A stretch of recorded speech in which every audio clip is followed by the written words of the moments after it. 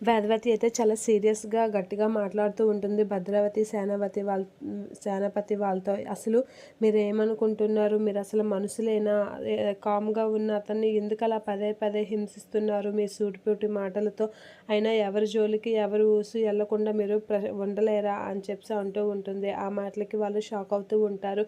ఎవరు ఊసు లేకుండా ఎవరిని ఏమనకుండా తన పని తను చేసుకొని వచ్చిన ఈ వ్యక్తిని మాత్రం మీరు ఎందుకు అలాగా అందరిలో అవమానిస్తున్నారు? ఈ మంచి మనిషిని అనేసి మాటలు అనడానికి మీకు నోరెలా వస్తుంది అని చెప్పి వేదవతి అయితే అంటూ ఉంటుంది. ఆ మాటలకి భద్రావతి సేనాపతి వాళ్ళు షాక్ అవుతూ ఉంటారు. ఇక రామరాజు అయితే అలా చూస్తూ ఉంటాడు. ఇక నువ్వు మాట్లాడుకో అని చాలా సీరియస్గా భద్రావతి అయితే వేదవతితో అంటూ ఉంటుంది.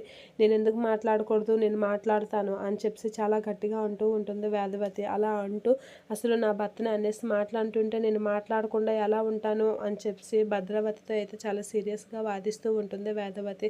అయినా మీకు మాట్లాడే హక్కు లేదు, నువ్వు చేసిన పనికి నీకు ఆ మాట్లాడే అర్హత లేదు అని చెప్పి సేనాపతి అంటూ ఉంటాడు.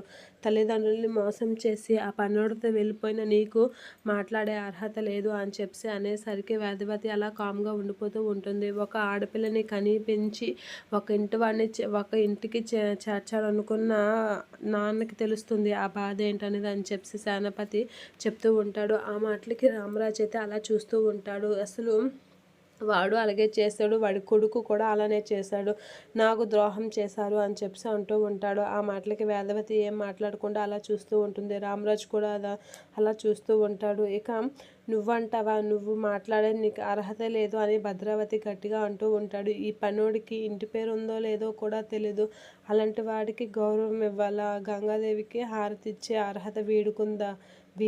వీళ్ళందరికీ బుద్ధి లేకపోతే మీకైనా బుద్ధి ఉండాలి కదా. ఇంత అవమానం జరిగినా ఎవరే రామరాజు, నీకు ఎంత సిగ్గు లేకపోతే ఇక్కడే ఉండి ఎలా ఉన్నావు? ఇంకొకడైతే ఎవరైనా ఇంట్లో ఉరిపోసుకొని చచ్చిపోతారు అని చెప్పి అంటూ ఉంటుంది భద్రావతి. ఆ మాటలకి రామరాజు అయితే చాలా ఫీల్ అవుతూ అలా తలదించుకుంటూ ఉంటాడు. ఇక వేదవతి కూడా షాక్ అవుతూ ఉంటుంది. చీ, నువ్వు నీ బతుకు అని చెప్పి భద్రావతి అయితే నానా మాటలు అంటూ ఉంటుంది రామరాజుని.